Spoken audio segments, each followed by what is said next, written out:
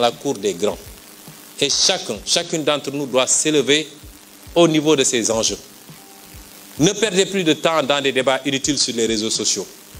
Tel a dit ceci à tel, tel a insulté tel, tel a... Ce n'est pas ça les enjeux. Ne vous laissez pas distraire.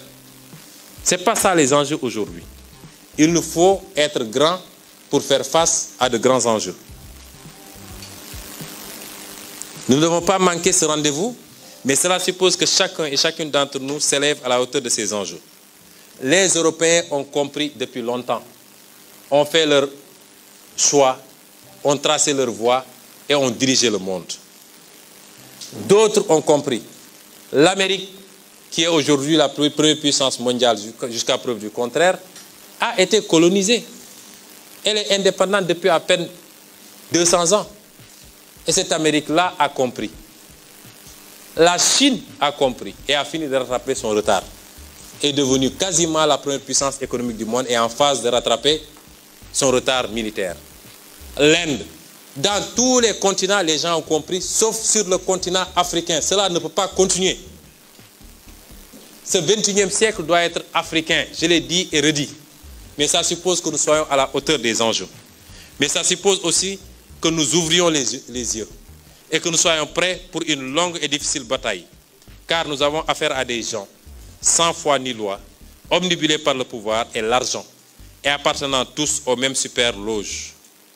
Je demande aux militants, aux militantes, aux sympathisants, aux sympathisantes et à tous les Sénégalais, ne vous laissez pas divertir par leur stratégie de diversion et concentrez-vous sur les vraies batailles. Nous n'avons rien à faire dans les visites de Macky Sall. Laissez-le parader si ça le rassure. Concentrez-vous sur les vraies batailles.